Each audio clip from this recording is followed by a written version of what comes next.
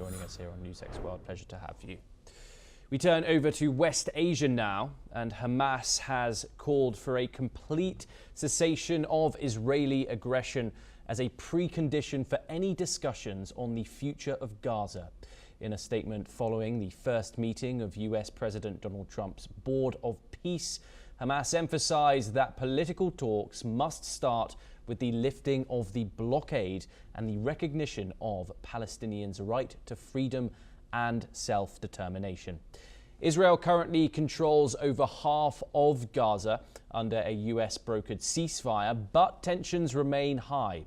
Since the truce began, Hamas has been accused of violating it, with terror operatives killing 4 Israeli soldiers, leading to retaliatory airstrikes from Israel that have resulted in over 500 Palestinian deaths. Peter Baum joins us now. He is the editor of the Weekly Blitz. He joins us live from London. Peter, thank you very much for joining us here on the broadcast. We are now in a situation where there are no hostages held in Gaza, and that there is a plan that the Board of Peace has now met, with members still being added by the month, it seems. But, of course, one core situation and an issue remains: the disarmament of Hamas. Of course, one can look at this and cite violations on both sides. But, Peter, the first phase wasn't completed in a correct fashion. Hostilities weren't stopped. Humanitarian aid was not allowed to flow free into the enclave. But of course also Israeli soldiers were killed. There were violations on both sides.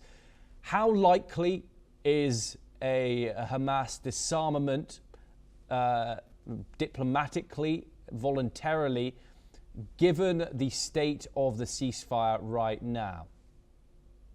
Yeah, I don't think when the ceasefire first came into play, anyone thought for 1 minute that there were not going to be breakages in that ceasefire, and that's proven to be correct.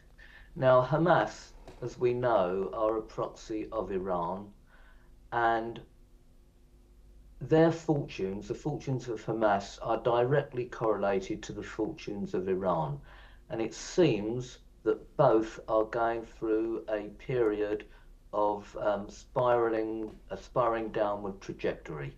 However, Hamas, because of their military strength,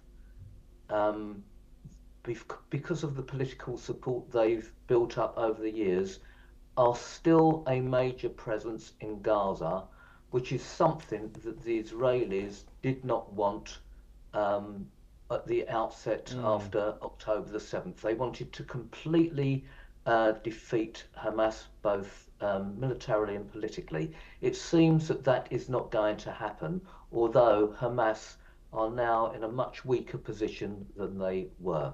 So the challenge now is for Trump's phase 1 and phase 2 to be successfully completed, is how much pressure can the Arab states, specifically Qatar and Turkey, and Egypt for that matter, pressure Hamas to dilute their military operations and just become a partner in a political environment.